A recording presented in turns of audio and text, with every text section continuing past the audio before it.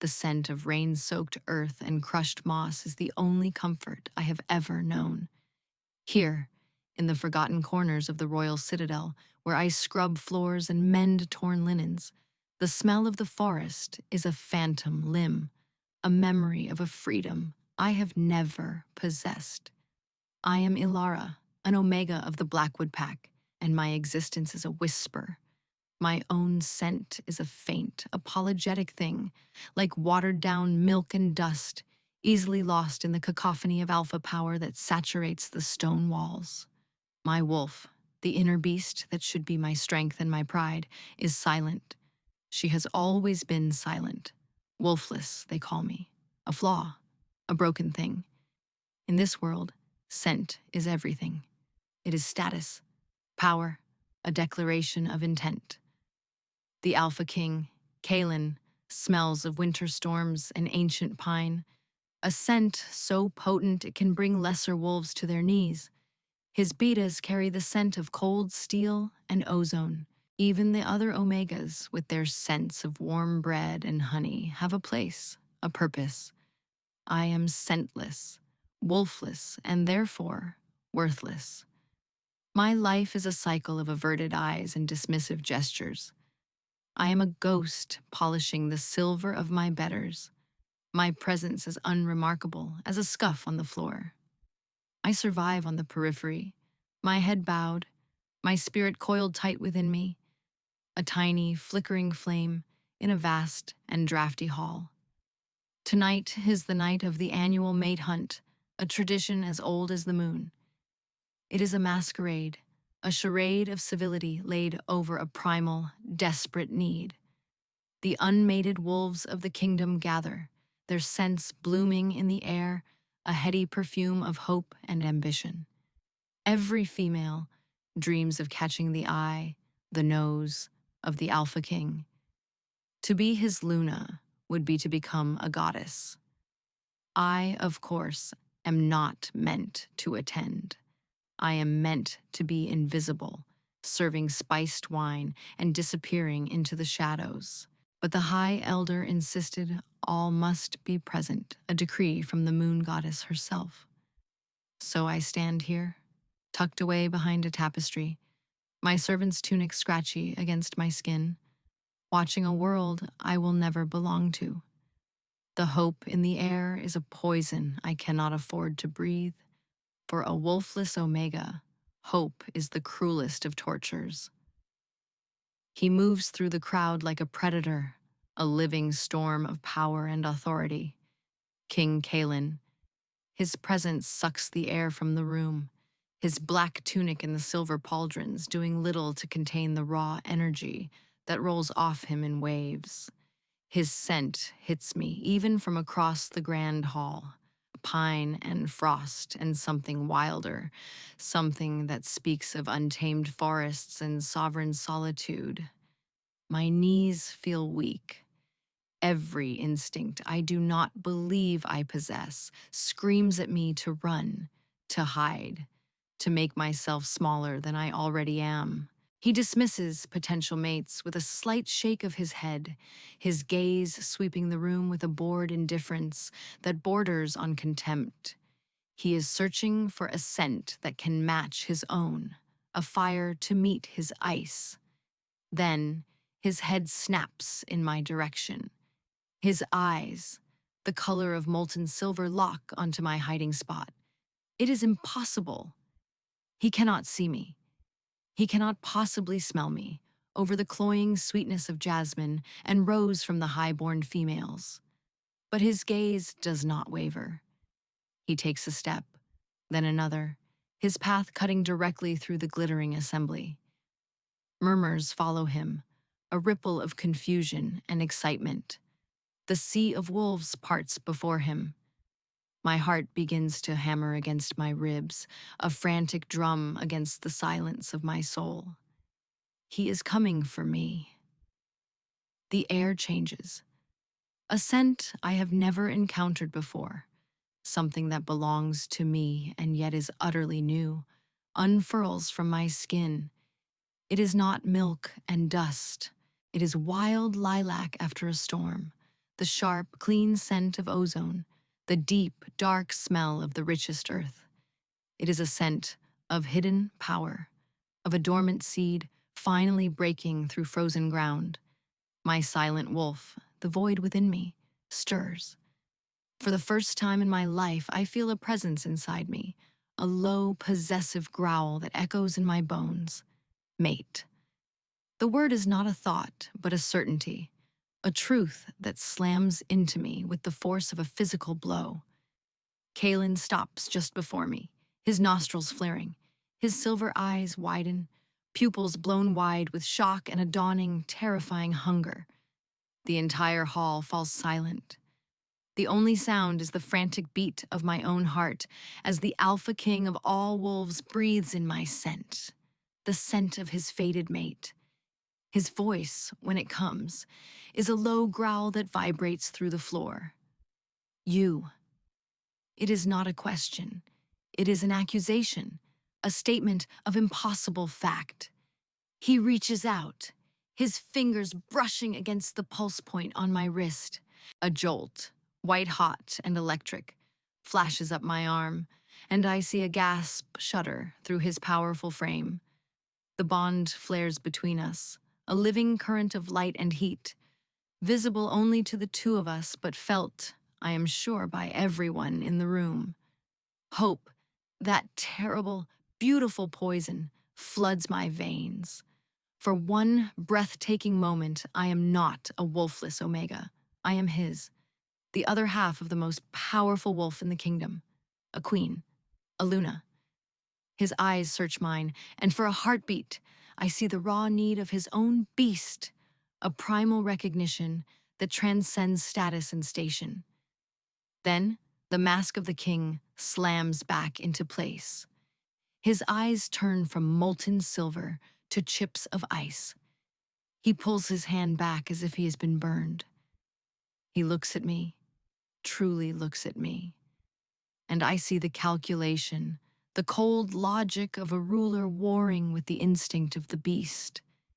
He sees my threadbare tunic, my calloused hands, the bowed posture of a servant. He sees my lack of a pack presence, the hollowness where a wolf should be. His jaw tightens, a muscle flexing in anger, and is that shame? He straightens to his full, intimidating height, his scent turning sharp and cruel, the frost hardening into a killing freeze. No. The word is a blade, sharp and cold, slicing through the fragile hope that had bloomed in my chest. He turns his head, addressing not me, but the silent, watching court. His voice rings with the absolute authority of the Alpha King, each word a hammer blow against my soul.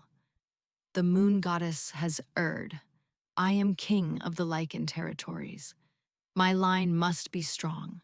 My Luna must be a she-wolf of power, of impeccable bloodline, a warrior to stand beside me and birth true alpha heirs.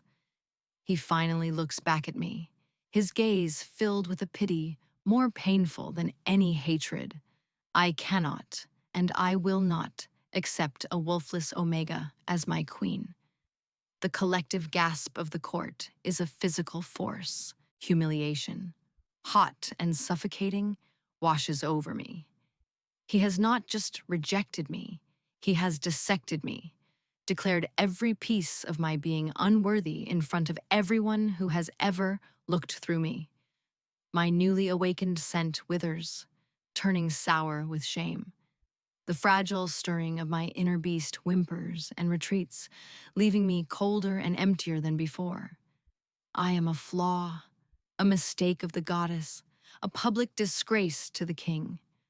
My world, which had for a single, brilliant moment expanded to the size of a kingdom, shrinks to a pinpoint of agonizing pain. He has unmade me with a few simple words. Guards. Kalen's voice is devoid of all emotion, now a flat, dead thing. Remove her from my sight. Two massive warriors step forward, their faces grim. They do not touch me, but their presence is a cage. She is a disruption, a Complication. The scent of her weakness will taint the citadel. He pauses, his silver eyes sweeping over my trembling form one last time, as if committing my pathetic image to memory. Take her to the edge of the Whisperwood. Banish her. She is no longer of the Blackwood pack, or any pack. She is nothing. Banishment to the Whisperwood is a death sentence. It is a cursed, tangled forest, filled with creatures of shadow and despair, a place from which no one has ever returned. He is not just casting me out. He is ordering my execution, a slow and terrifying one. As the guards escort me from the hall, a path of shame parting before me, my eyes meet his one last time. I expect to see triumph, or at least relief. Instead, I see a flicker of something that looks like agony, a deep, soul-shattering pain that mirrors my own. His hand is clenched into a fist at his side, his knuckles white. His beast, I realize, is fighting him. It is screaming at the atrocity he has just committed, tearing at him from the inside. But the king, the cold, logical ruler, has won. He turns his back on me, on our bond, and in that moment, the fragile connection between us does not just fray. It shatters. The pain is blinding, a physical tearing in my soul, and a strangled sob escapes my lips.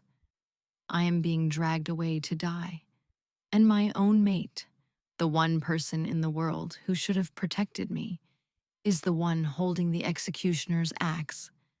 The journey to the Whisperwood is a blur of cold wind and colder stairs.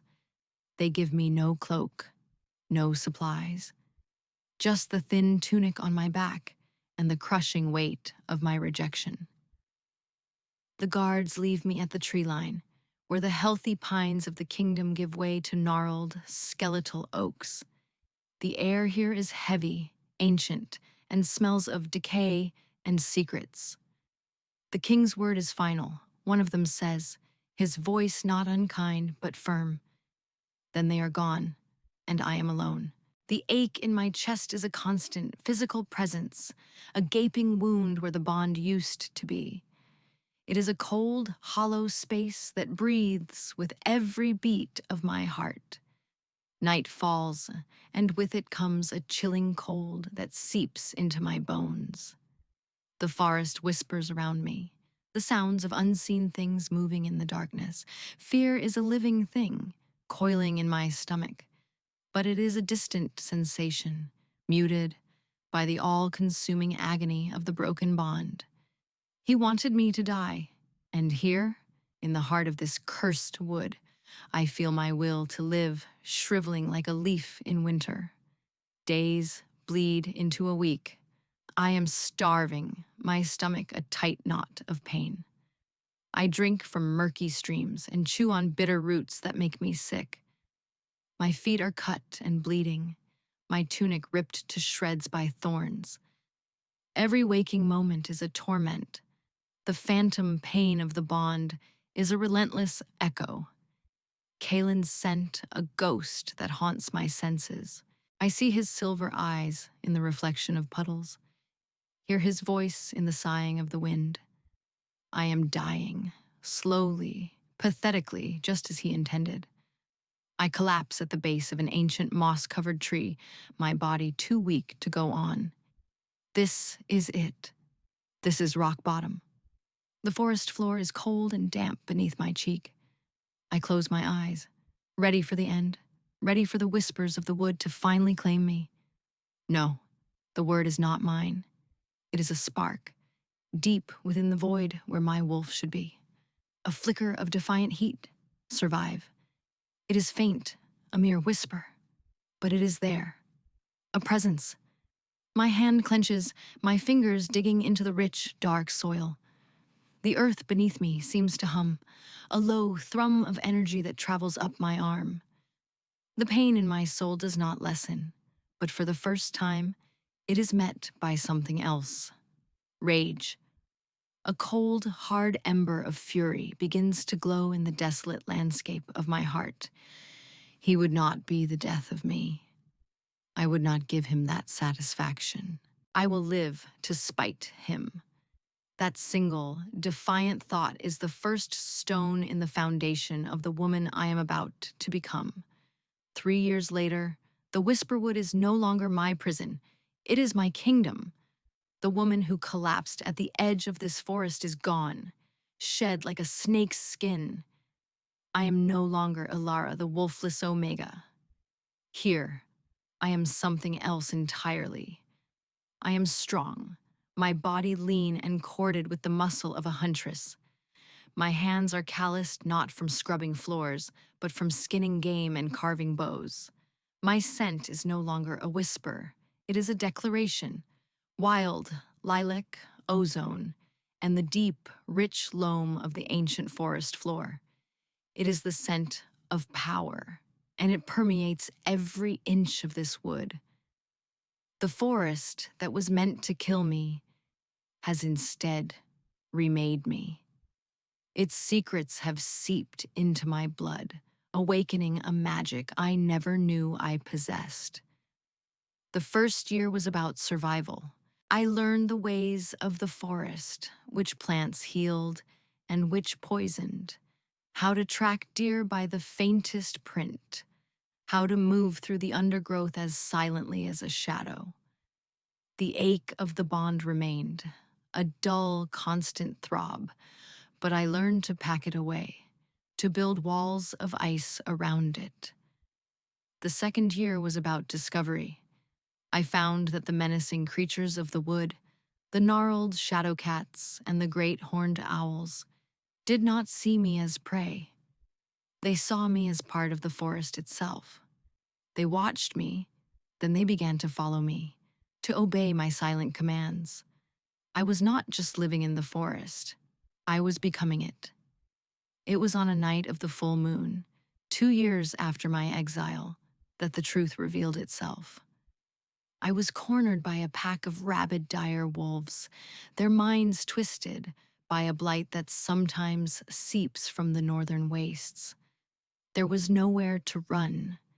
As their leader lunged, its jaws snapping for my throat, something inside me broke free. It was not the familiar shift of a werewolf. It was an unraveling, a remaking. Power, raw and green and ancient, surged through my veins. Vines erupted from the ground, thick as my arm, ensnaring the wolves. The trees themselves seemed to bend, their branches groaning as they reached for me. My inner beast, the one I thought was silent, finally roared. But it was not the voice of a wolf. It was something older, wilder, more primal. I am not wolfless. I am a lichen of the old blood, a lineage thought to be extinct, a line that does not just shift into a beast, but commands the very life force of the earth.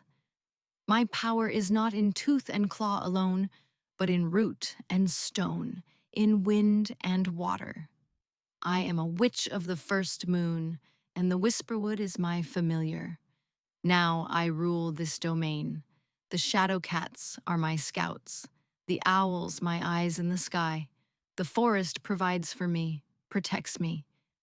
I wear clothes stitched from supple deer hide and moss, a crown of woven ivy on my head. I am not a queen in a stone castle, but a sovereign of a living, breathing kingdom.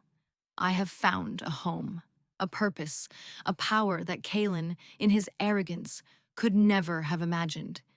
He cast me out to die as a broken Omega, but I have been reborn as a force of nature. I have everything I need. And yet, on the coldest nights, when the moon is a silver sliver in the sky, the ache of the bond returns, a ghostly reminder of the king who broke my heart and, in doing so, set me free. The anger has cooled from a raging fire to a core of solid ice. I do not know if I will ever see him again, but if I do, he will not find a servant. He will find a queen, and she will make him kneel. My beast is a relentless torment. From the moment I turned my back on her, on Ilara, he began to rage. He is the ancient primal core of my being, the source of my alpha strength, and I have committed the one unforgivable sin. I rejected our mate. Now he punishes me for it. There is no peace. Sleep offers no escape. My dreams filled with the scent of wild lilac and the ghost of her touch. I wake up roaring, the sheets shredded, my claws buried in the headboard. The ache in my soul is a physical agony, a hollow chasm that cannot be filled. Food tastes like ash. Wine is bitter on my tongue. The scents of other females, once a pleasant distraction, are now nauseating, an insult to the one true scent my beast craves. He is at war with me, a constant snarling presence in the back of my mind. Hours, he growls. Day and night, you threw away ours. Fool, king of nothing. The kingdom feels my decline. My temper is a short fuse, my judgments harsh and erratic. The council walks on eggshells around me, their sense laced with fear. I snap at my most loyal betas, my control slipping like sand through my fingers. Alliances my father spent decades building have begun to crumble under my volatile rule. I push everyone away, sinking deeper into a cold, isolated fury. I tell myself I did what was necessary. A wolfless Omega could never have been my Luna. She would have been a weakness, a target for my enemies. My logic was sound, the logic of a king. But my beast does not care for logic. He cares only for his mate, and in his eyes, I am a traitor who chose a crown over his own soul. The crown feels heavier each day, the throne colder. I am the Alpha King, ruler of all lichens, and I am being eaten alive from the inside out. One day, a traveler is brought to me, a healer from a nomadic clan captured trespassing in the Whisperwood. Before he is dragged away, he speaks of the forest's guardian. She is no mere witch, he whispers, his eyes wide with awe. She is the wood itself. She commands the beasts and the trees. Her scent is of storms and flowers, and her eyes hold the power of the moon. A cold dread, mingled with a sliver of impossible hope, grips my heart. Lilac and storms.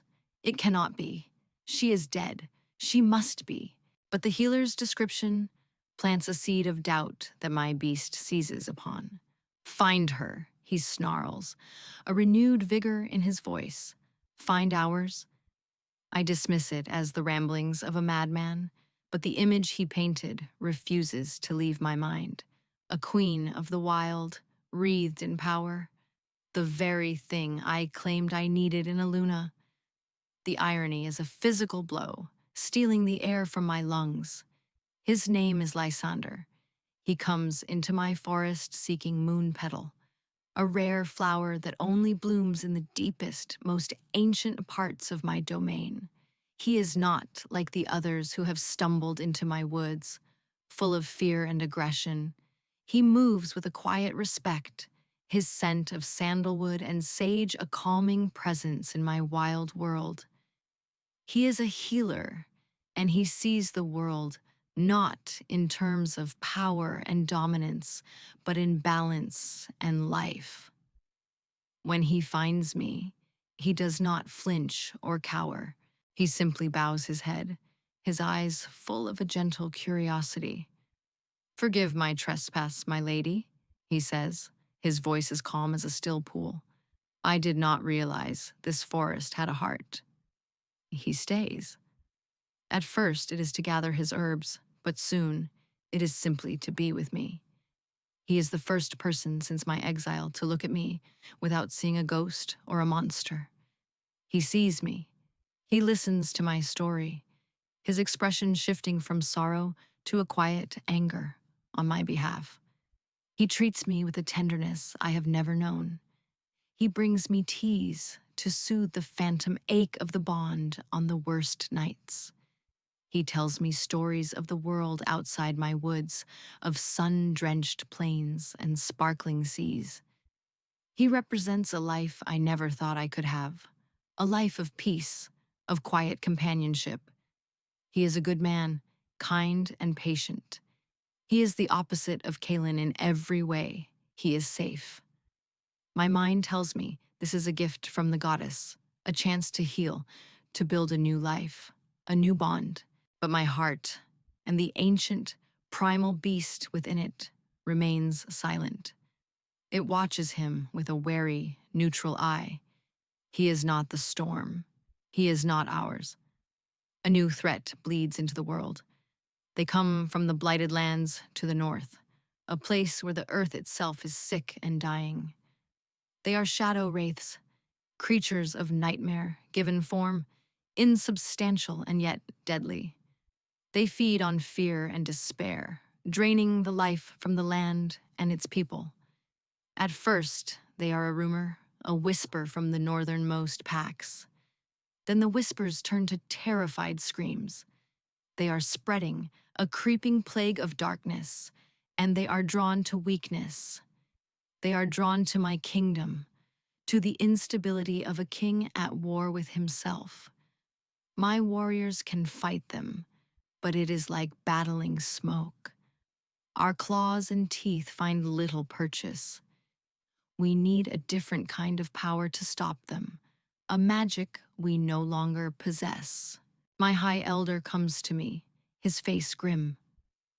There is only one hope, my king, he says, his voice heavy. The legends speak of the old blood, of lichens whose power was tied to the earth. They say the last of that line was cursed, their power bound. But if any of that magic remains in this world, it would be in the one place it has been allowed to grow wild and untamed. You must seek the aid of the Witch of the Whisperwood. The name is a brand on my soul. A fool's hope roars to life in my chest, so fierce it almost brings me to my knees. It is her. It must be her. I ride into the Whisperwood with a retinue of my 5 most trusted guards. The forest is immediately hostile. The air is thick, the trees pressing in on us, their branches like grasping claws. An unnatural silence falls, broken only by the nervous shifting of our mounts. My beast is thrumming, a low, intense vibration that is part anticipation, part terror. Close, he whispers. She is close. We travel for a day, the forest growing darker and more menacing with every step. We are being watched. I feel 100 pairs of eyes on us from the shadows. Finally, we come to a clearing, a circle of ancient, moss-covered stones. And there, in the center, she stands. It is Alara, but it is not the girl I cast out. The timid, scentless Omega is gone. In her place stands a queen. She wears supple hides and a crown of ivy, a staff of gnarled oak held loosely in one hand. Her hair, once a plain brown, is now shot through with streaks of silver catching the dappled sunlight. Her eyes, the color of warm whiskey, are no longer downcast. They are sharp, intelligent, and filled with a cold, assessing light. And her scent, gods, her scent. It hits me like a physical blow, wild lilac and ozone and rich earth, a storm of power that makes my beast roar in triumph and agony. Mate, ours, found. She is more beautiful, more powerful than I could have ever imagined. And she is looking at me with nothing but pure, undiluted hatred. The moment I see him, the carefully constructed walls of ice around my heart crack. The bond, which has been a dull ache for 3 years, screams back to life, a raw, open wound. All the pain, the humiliation, the rage I have so carefully contained comes rushing to the surface. His scent fills the air, pine and winter storm, but it is soured now, tainted with the smell of sleepless nights and a deep soul sickness. He looks ravaged. There are dark circles under his silver eyes, new lines of strain around his mouth. He is thinner, harder, the arrogance in his posture tempered by a desperate exhaustion. My beast, my ancient primal self, rears up inside me. He hurt us, she snarls. Make him pay. He dismounts, his eyes locked on mine. I can see the war in him, the king fighting the beast. His beast is winning. The hunger in his gaze is primal, possessive. Ilara, he breathes, my name a prayer and a curse on his lips. His guards shift nervously, their own wolves reacting to the sheer intensity of the reunion. A low growl rumbles in my chest, and from the shadows surrounding the clearing, dozens of pairs of glowing eyes appear. Shadow cats, dire wolves, a massive horned owl on a branch above. My protectors, my army.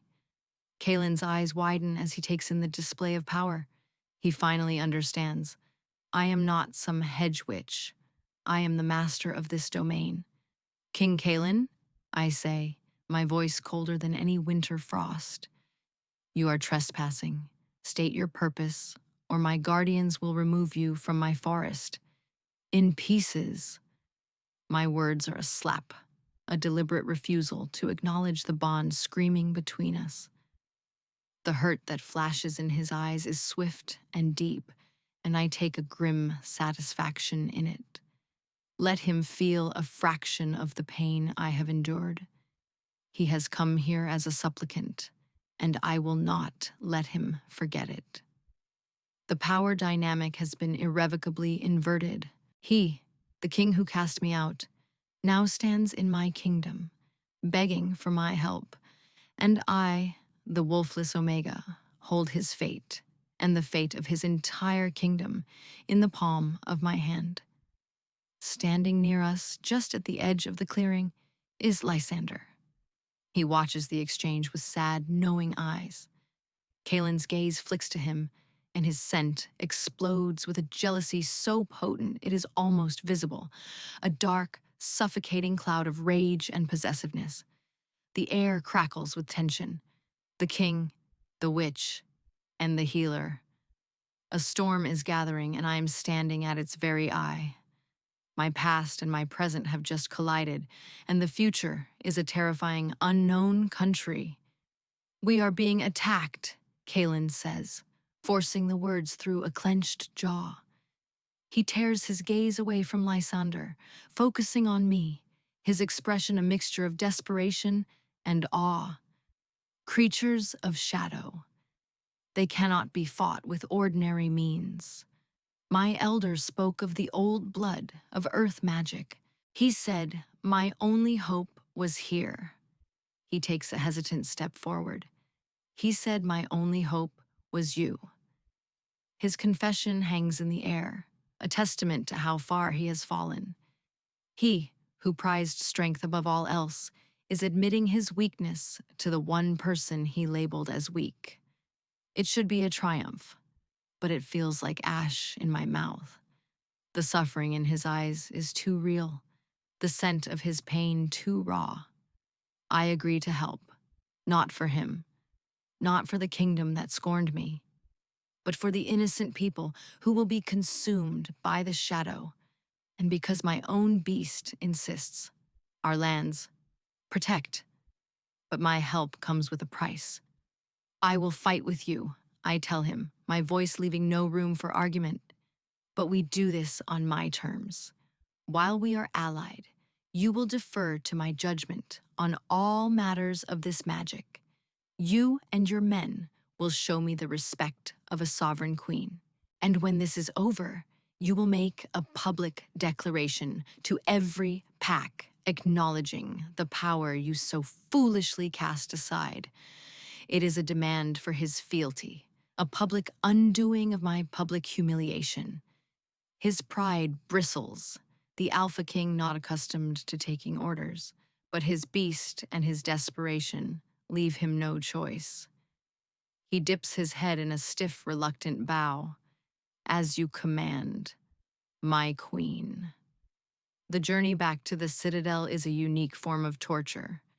We are forced to ride close, the proximity amplifying the pull of the bond until it is a physical thrum against my skin. His scent is a constant presence, wrapping around me, trying to pull me in. I feel his eyes on me constantly, a burning gaze filled with regret, and a longing so profound it is a tangible thing.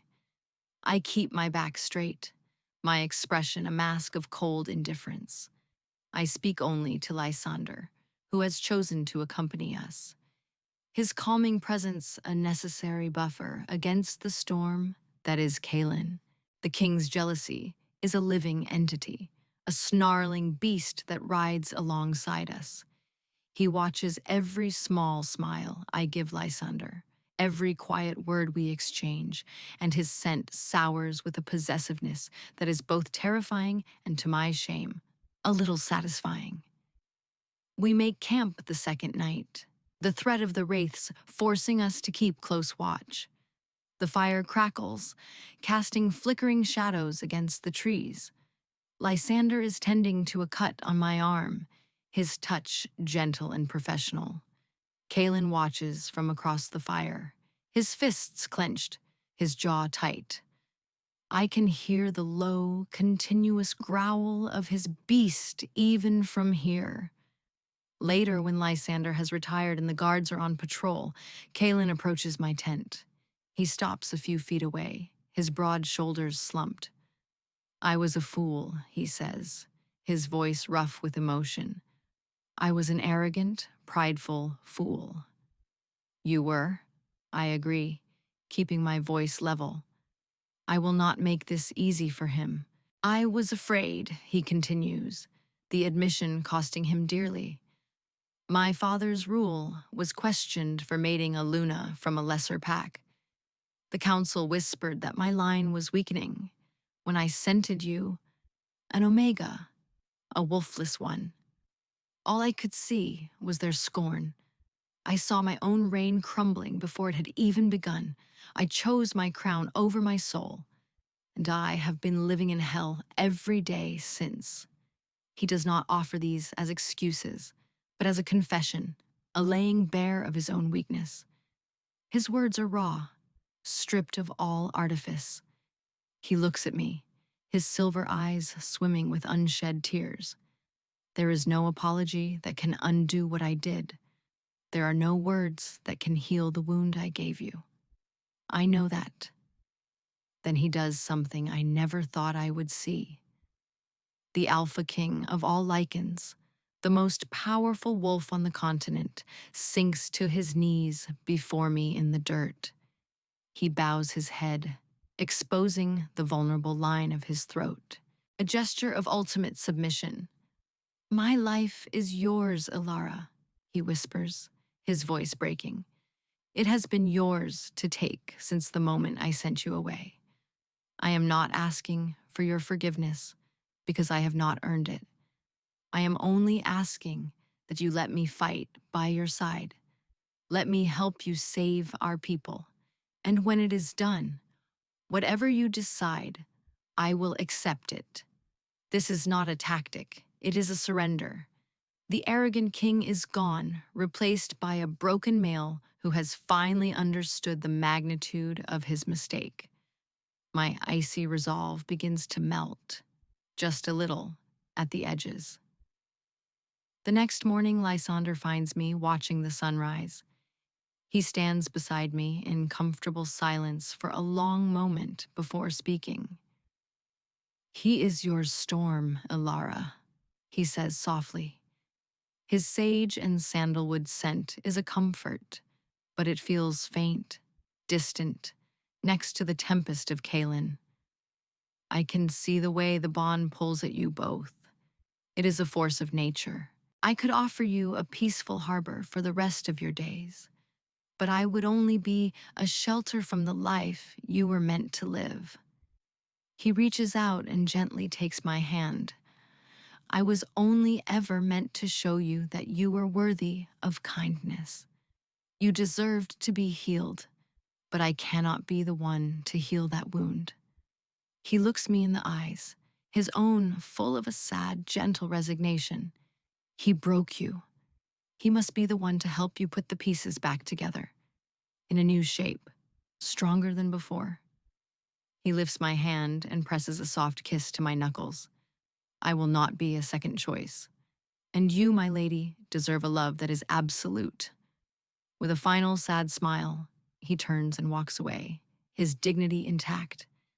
He is a good man, a wonderful man, but he is not my mate. The shadow wraiths attack the capital at dusk. They pour from the forests like a river of ink, their insubstantial forms flowing over the city walls. Panic erupts. The screams of the terrified echo through the streets. Kalen roars, a true alpha command that rallies his warriors. But it is a battle they are losing. The wraiths are everywhere, their chilling touch draining the life and warmth from everything they contact. At the heart of the city, in the royal citadel, is the Moonstone, an ancient artifact that amplifies the power of the Alpha line. It is pulsing with a frantic, terrified light. That is their target. The source, I say to Kalen, my voice cutting through the chaos. There's a source controlling them. We fight our way through the swarming shadows, moving back to back. His raw, physical power is a perfect complement to my magic. I raise my hands, and roots as thick as pythons erupt from the cobblestones, crushing dozens of wraiths at a time. He is a whirlwind of claw and fury, tearing apart any that get through my defenses. We are a seamless unit, a dance of violence and power that feels terrifyingly natural. The bond hums between us, no longer a source of pain, but a channel of strength, each of us drawing on the other. In the throne room, hovering above the pulsing moonstone, is the leader. It is a being of pure shadow, larger and more defined than the others, with glowing, malevolent red eyes.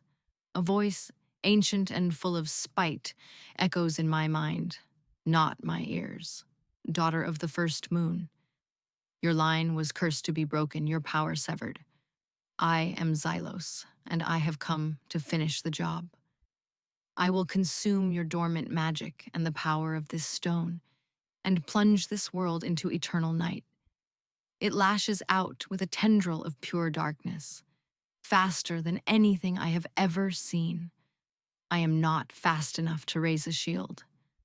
I see the blow coming, a bolt of annihilating cold, and I know it will be the end of me. But then, Kalen is there.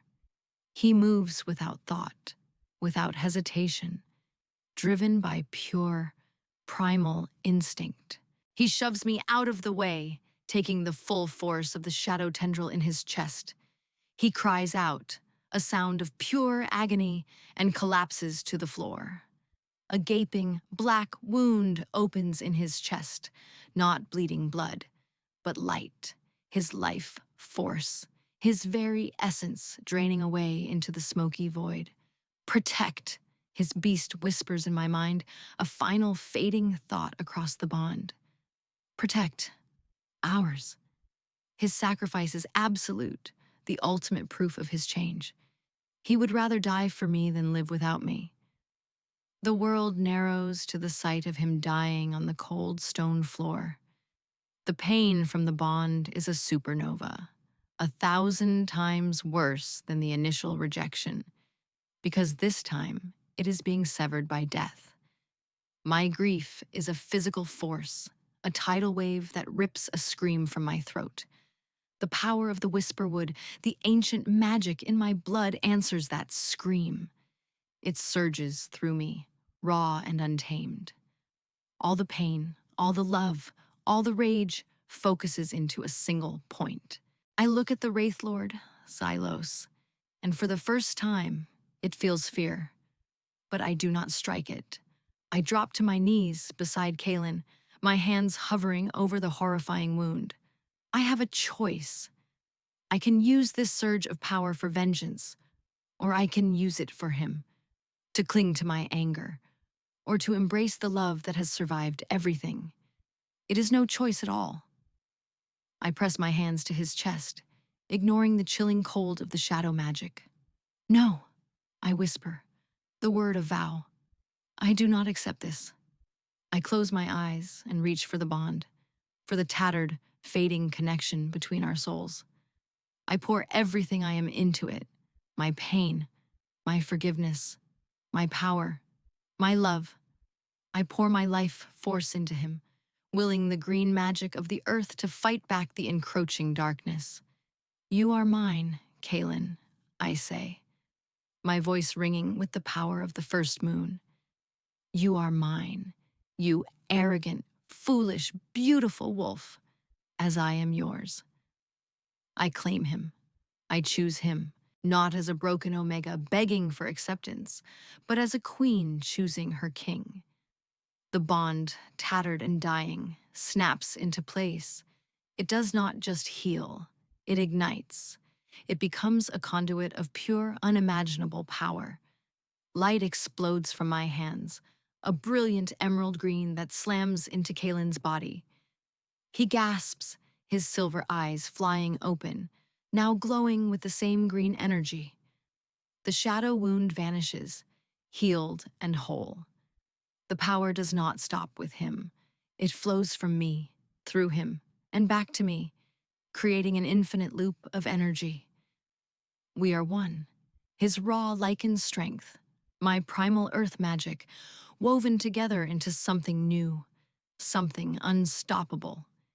He gets to his feet, standing beside me, and we turn to face the Wraith Lord as a single entity. Xylos shrieks, a sound of pure terror, as it beholds our combined power. Kaelin's scent of pine and winter is now infused with my lilac and ozone. My magic is bolstered by his unyielding strength. We move without speaking, without thought, perfectly in sync. He lunges, a blur of silver and black, his claws now glowing with green light, tearing at the Wraith's physical anchor to this world. I raise my hands, and a torrent of pure life force, drawn from the moonstone and amplified by our completed bond, engulfs the creature of shadow. It is a cleansing fire, a storm of creation against a being of negation. Xylos dissolves, its final agonized scream echoing into nothingness. As it vanishes, so do its minions.